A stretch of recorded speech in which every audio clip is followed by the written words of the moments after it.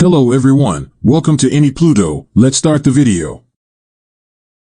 In the city of San Francisco, in an underground field, a battling rivalry between robots happens. During the challenge, the robot, constrained by the pink-haired young lady, obviously figures out how to overcome its adversary anyway. Unexpectedly, Yama's robot gets up and utilizes a trimming tool joined to his arm to rip the rival's head off. After the triumph, the man asks who will be the close to challenge him, and Hiro Hamada, a 14-year-old kid, enters the test to duel against that person. His robot is a lot more modest than all the others taking part in the challenge and was worked without anyone else. After the put everything on the line starts, and inside the space of seconds, Legend's robot is totally obliterated. The kid requests another opportunity, asserting that this is his most memorable battle. Yama doesn't expect to duel him once more, yet chooses to acknowledge the solicitation when Hiro hauls a lot of cash out of his pocket toward the beginning of the subsequent round. All pieces of the Uberbot join again by attraction, and its look changes during the battle. The robot parts into a few sections to go after the foe. In the wake of ripping off his adversary's arms, Megabot rips off his head and closes the battle. Hiro then takes the triumph cash, yet Yama feels cheated and takes his robot. Then he arranges his men to show the kid a thing or two anyway before Hiro gets injured. His more established sibling appears on a bike and removes the kid from that spot. Right then and there, the kid enacts the Superbot, and the robot figures out how to liberate itself from Yama.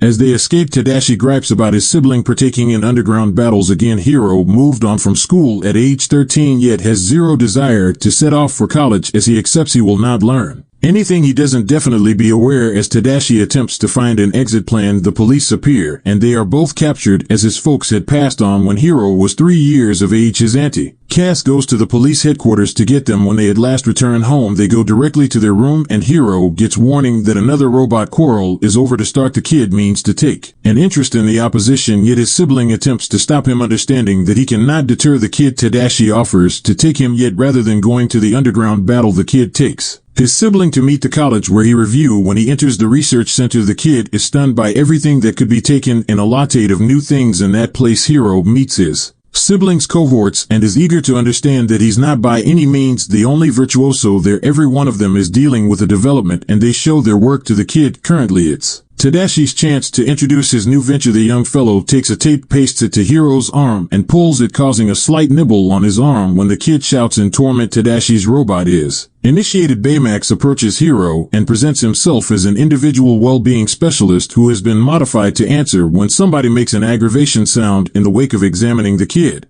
Baymax distinguishes the injury and utilizations an antibacterial splash to forestall conceivable disease. Hiro is dazzled, and Tadashi lets him know that he has customized his robot to have the option to carry out north of 10,000 operations. Its modifying is all put away on a little chip, which is appended to the robot's chest. As the kid assesses each piece that makes up the robot, Baymax gives him a candy to compensate him for his appropriate conduct during the assistance. He then, at that point, says that he will be deactivated the second his patient says he is feeling improved. Hiro then guarantees him that he is better, and Baymax gets back to his charger case. Around then, teacher Robert Callahan shows up, and the kid is excited to meet him face to face, as he generally felt that man was a splendid researcher. Subsequent to seeing the Uberbot, Callahan offers the young fellow a chance to enlist at the college, yet Tadashi claims that his sibling is more keen on taking part in robot battles. Minutes after the fact, the siblings leave, and Tadashi says that they need to run if Hiro needs to make it so as to take part in the opposition anyway. Subsequent to seeing all that involvement with the lab, the young fellow chooses to enter the college, and Tadashi will help him. He says that each year there is an occasion where understudies display their creations. If Hiro plans something fit for grabbing Callahan's eye, he will be ensured a spot in his lab anyway. The kid goes the entire day attempting to make something astounding, yet no thoughts strike a chord. Tadashi then assists his sibling with taking a gander at things from another point, and subsequent to seeing the Superbot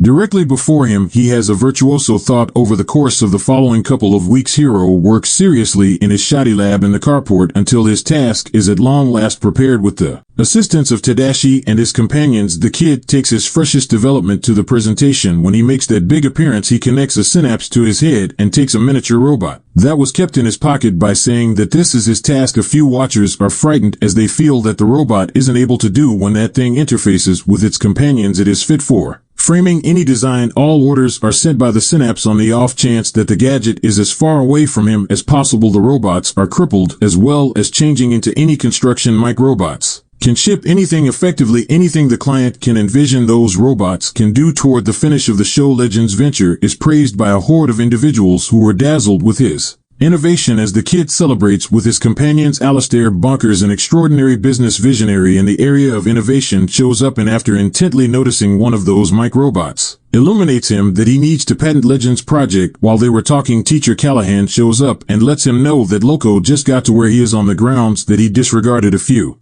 standards of science, thusly giving the microbots over to him could be hazardous. Hearing this, Legend is thankful for the proposition yet chooses not to sell his robots prior to bidding farewell. Callahan hands Legend a confirmation letter and expresses that he anticipates seeing him in his next class. Everybody leaves the occasion blissful, and Tadashi states that he is glad for his sibling. During the discussion, a fire breaks out and the kid is educated that Teacher Callahan is inside the structure. Hiro attempts to prevent his sibling from going in there, yet Tadashi claims he wants to save his educator. Seconds in the wake of entering the structure, the spot totally detonates and the two of them bite the dust. Days after the fact, the burial service happens and Hiro couldn't go converse with his companions. The kid goes into sadness and likes to remain concealed in his room. Before very long, he actually needs solidarity to do regular errands, not in any event. Eating the kid can in half a month. Classes at the college will start, yet Hiro has not yet enrolled. Tadashi's companions are stressed over the kid and attempt to get in touch with him, yet Hiro disregards every one of their calls. Damaged, he chooses to exit school and plans to get back to the robot battling ring anyway. When the kid gets the Megabot, one of the robot's parts falls on his foot, and Legend shouts in torment around. Then Baymax is enacted and checks the kid. The robot sees that Hiro is safe, yet his chemical and brain levels demonstrate mindset swings while attempting to impair Baymax. Hiro tumbles to the floor and finds tossed under the bed the coat he utilized in the introduction of his venture. Inside was one of his microbots, which he accepted were obliterated during the fire. Seeing that his miniature robot was being drawn someplace, Hiro puts him inside a petri dish to direct him in the correct bearing to balance out the kid's emotional episodes. Baymax chooses to find out where that microbot is going. When Hiro sees the robot's non-attendance, it's past the point of no return. Baymax is as of now on the roads, risking causing car crashes. When the kid at long last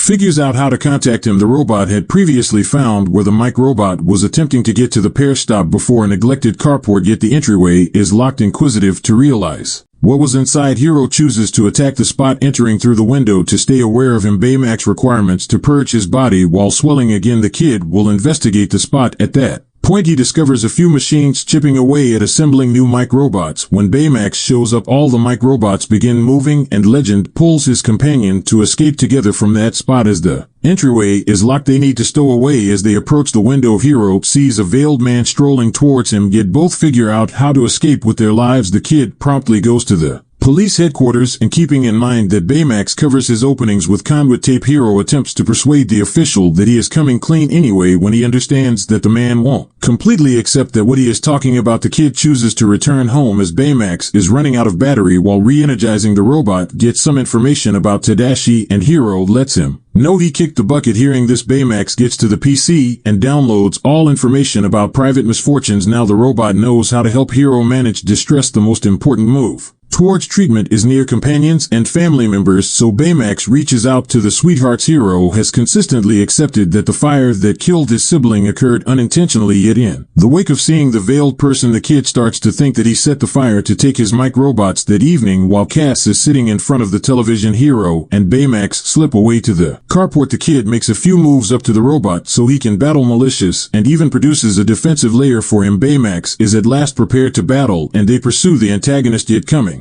they are pursued by a dubious vehicle. After entering the unwanted carport, they understand that the microbots are no longer there to find them. They need to follow the microbot that Legend conveys in hands. When they show up at the edge of the lake, the kid spots something odd drawing closer, and the couple conceals the vehicle that was following them. Shows up, and Tadashi's companions were there. They are stressed over Hiro and attempt to bring the kid back home anyway. Before they could get into the vehicle, the covered man shows up and tosses an immense compartment at them. Baymax figures out how to snatch the item and is before long tossed onto the vehicle. As Wasabi drives out of that place, Hiro attempts to make sense of what's happening. The gathering passes through the city and Baymax makes a move to filter the foe. The veiled man moves toward the vehicle and Gogo chooses to get in the driver's seat. The pursuit proceeds and the vehicle is caught by the Mike robots anyway. Gogo figures out how to dispose of them and the vehicle winds up falling into the water. Fortunate for them, Baymax is the most competent well-being specialist there is and figures out how to save them from suffocating. Subsequent to leaving the lake, they stroll to Fred's home and his companions are in dismay to find that the kid lives in a house. The shocks go on as the companions go into Fred's room. The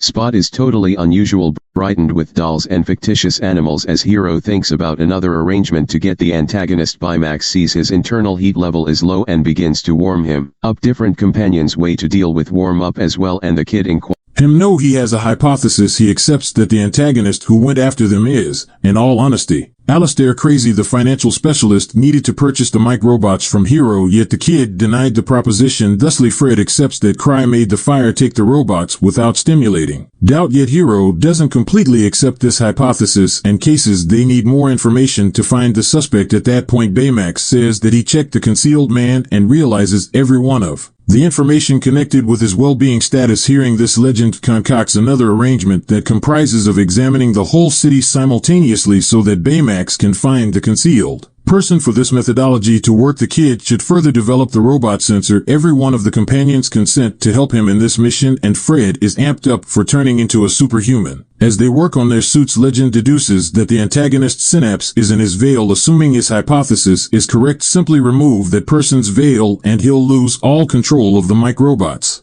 Prior to setting the strategy in motion, they utilize the chateau space to prepare with their new creations and utilize Fred Stewart as a test subject for their examinations a couple of days after. The fact Hero acquaints his companions with the new Baymax refers to Form 2.0. With that reinforcement, the robot can send off rocket punches, and even has wings on his back. There is a magnet where the kid should join himself to fly alongside Baymax anyway. The principal flight experience isn't exceptionally lovely and Legend is frantic. They nearly have a few mishaps and the kid possibly quiets down when the robot lands on the brilliant entryway. Seconds after the fact, Baymax dispatches himself many meters out of sight and rises above the sea. Then the robot takes Legend to the city. They are under the mists watching the nightfall when the kid asks Baymax to check everybody around to find the antagonist. The robot finds the covered man and signals that he is on an island close to the city. In the wake of getting their companions, they fly there. The companions are frightened in light of the fact that that would be the main authority battle they would have. After hearing the smallest commotion, they enact their powers, yet before long find that they were going after a pigeon. As they enter the office, the group strolls through the lobbies until Honey finds something dubious. They go into a to some extent obliterated room and search for the control board. When Legend turns on the screen, a recording shows up in which Craig presents his new venture to his financial backers, which comprises of a gateway that permits the quick vehicle of any individual or item through space. Abigail is the primary individual to be magically transported by that machine and readies her container to make the excursion. Seconds after send-off, the group loses contact with the pilot and the entryway starts to fall to pieces. Loco then intrudes on the electromagnetic field and Abigail is caught inside. Subsequent to watching the video, Hero and his companions are persuaded that Bonkers is the person in the veil and expects to utilize the Mike robots to revamp the instant transportation entry. At that point, the antagonist shows up and tosses a monster rock at the youthful companions. Baymax figures out how to keep it down and uses his rocket clench hand to free them. The Gather band to get the cover with the synapse, yet the man disposes of all. Fred is quick to be crushed and Gogo attempts to definitely stand out as the young lady plans to go after Honey send-offs one of her jam balls at the foe, yet winds up missing her objective around. Then Wasabi shows up and necessities to utilize his laser blade to shield himself from the microbot's assault. After the entirety of his companions are crushed, Hero and Baymax seem flying and the kid figures out how to rip the cover off the person who killed his sibling. It is right now that the little fellow finds that the antagonist, as a matter of fact, is Teacher Callahan. During the fire at the presentation, the man utilized the Mike robots to safeguard himself, meaning Tadashi kicked the bucket in vain after finding that the man saved himself and permitted his sibling to bite the dust in the fire. Hero orders Baymax to annihilate him anyway. The robot's modifying keeps it from hurting any human, so the kid takes out his unique chip modified by Tadashi and embeds one more card with a programming that permits him to go after anybody who hinders him, while different ones attempt to prevent Baymax from wiping out an individual. Callahan figures out how to recover his cover and escapes with the Mike robots. Amidst the turmoil, Honey figures out how to embed Baymax's unique chip and the robot gets back to typical. Enraged Legend pursues The teacher and attempts once more to change the robot's chips anyway. Baymax figures out how to stop him and cases that his motivation is to recuperate the debilitated and harmed, not hurt individuals. He then, at that point, shows a recording made by Tadashi. The kid recorded each endeavor to make Baymax work. After 84 tests, he was at last ready to get the robot to work appropriately and was very glad to know that Baymax will be utilized to help many individuals. Seeing this video, Hiro gets profound and asks the robot for pardon for what he had done. At that point, his companions appear and convey a blaze drive containing another recording they found on the island. In the video, Callahan shows up similarly as Abigail is caught inside the gateway, and the gathering finds that the lady was the teacher's girl now. Callahan looks for vengeance on Loco as the man presents his organization's new grounds. The concealed man shows up and catches him. Callahan claims that his little girl kicked the bucket as a result of Crazy's egotism. As the financial specialist realized that the entry was not yet complete, regardless permitted Abigail to enter it. In retribution, the teacher utilizes the mic robots to reconstruct the instant transportation machine and wipe out everything most valuable. Bonkers has before the spot is obliterated. Hiro and his group appear and attempt to persuade Callahan to surrender his vengeance, yet the man rather goes after his understudies and brings down Baymax. Legend is discarded and turns out to be sucked into the entryway. His companions attempt to save him, yet they turn out to be caught by the mic robots. Seeing his accomplices in peril, the kid requests that his companions obliterate the robots as they would be sucked into the entrance and could never again follow Callahan's requests. When he understands that Hiro is in peril, Baymax figures out how to break free and go to save him. Now, with the whole gather, the kid requests that his companions center their endeavors around annihilating the robots while he diverts Callahan. When the man acknowledges that he is down to not exactly 50% of his mic robots, and Baymax figures out how to recover the cover by eliminating the synapse from his head, the gateway begins to implode and starts to suck everything around it. Crazy expresses that it is basically impossible to switch it off, and shortly the gateway will fall to pieces. The main arrangement is for everybody to get away from that area, yet Baymax recognizes an indication of something going on under the surface inside the machine and chooses to go there to help. After the entirety of that is what it was worked for, his sensor demonstrates that there is a lady inside and she is in a condition of hibernation. Promptly, Hiro understands that this is